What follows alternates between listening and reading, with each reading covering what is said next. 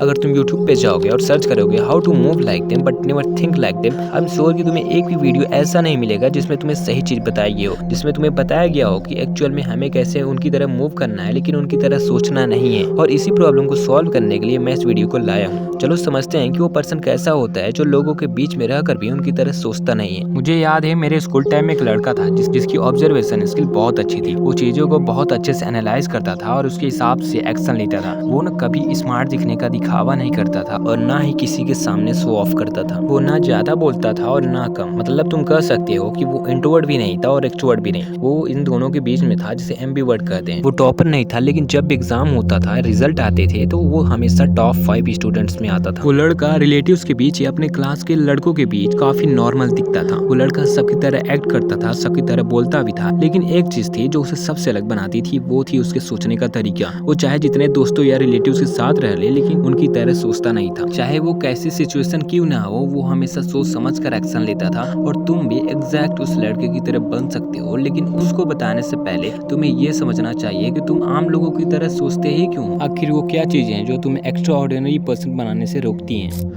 अगर तुम इंडिया में रहते हो तो तुम मेरी बातों को बहुत अच्छे से रिलेट कर सकते हो। हमारे पेरेंट जो होते हैं, जो हमेशा हमें यही कहते हैं कि बड़ों का कहना मानो, रिलेटिव जैसा बोल रहे हैं वैसा करो।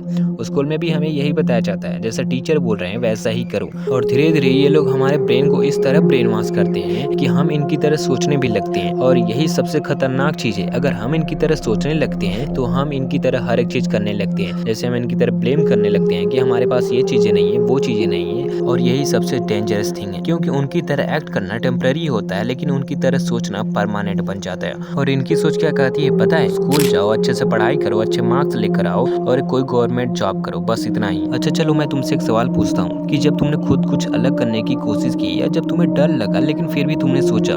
देखो सोसाइटी तुम्हें इसलिए सोचने नहीं देती क्योंकि सोसाइटी को वर्कर्स चाहिए, ना कि थिंकर्स। अगर उनके पास थिंकर्स हो जाएंगे तो वो सोचेंगे और इनके ट्रैप से बाहर निकल जाएंगे, और यही सबसे बड़ी दिक्कत है। इसलिए ये नहीं चाहते हैं कि तुम इनके ट्रैप से बाहर निकलो, और ये हमेशा तुम्हें अपने ट्रैप में बचाने की कोशिश करते हैं। और इस प्रॉब्लम को तुम सॉल्व कर सकते हो बस मेरे बताए गए चीजों से। तुमने नोटिस किया होगा, और अगर तुमने नोटिस नहीं किया होगा तो इस वीडियो को देखने के बाद तुम नोटिस करने लगोगे कि सोसाइटी तुम्हारे बिहेवियर को नोटिस करती है, ना कि तुम्हारे सोचने के तरीके को।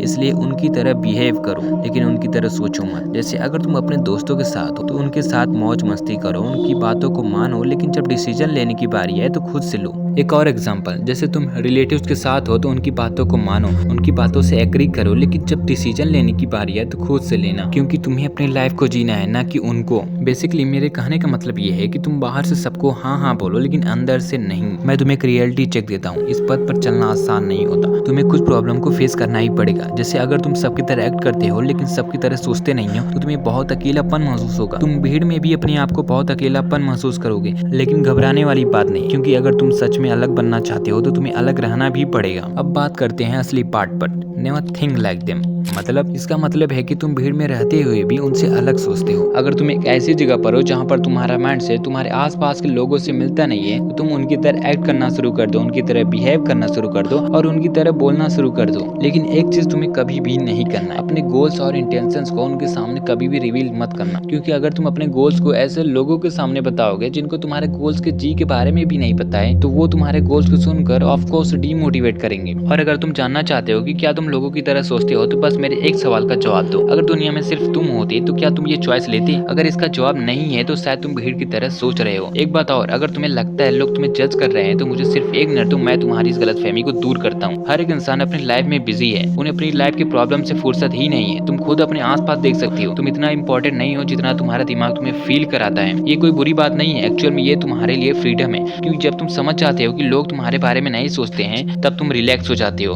और जब तुम रिलैक्स हो जाते हो तुम कोई भी चीज सोच सकते हो। अगर तुम भी भीड़ में रहकर इंटेलिजेंट रहना चाहते हो तो मेरे बताए गए चीजों को अभी से फॉलो करना शुरू कर दो। अगर तुम कहीं भी हो तो पहले डिबेट मत करो, पहले सिचुएशन को ऑब्जर्व करो, फिर एक्शन लो। तुम आज से ही अपने आप को प्रूव करना छोड़ दो। जैसे अगर तुम कोई भी चीज स्टार्ट करते हो तो सबसे पहले ही अपने गोल्स को सबको बताना छोड़ दो, क्योंकि अगर तुम अपने गोल्स को सबके सामने बता देती हो और मान के चलो कि तुम उसमें फेल हो जाते हो, तो लोग तुम्हें डीमोटिवेट करते हैं, क्योंकि लोगों को रिजल्ट चाहिए, ना कि तुम्हारा प्लान। और अगर तुम एक इंट्रोवर्ट हो और अपने इंट्रोवर्ट पावर को अवेकन करना चाहते हो तो मेरे डिस्क्रिप्शन में लिंक दिया है, उसे तुम देख सकते हो।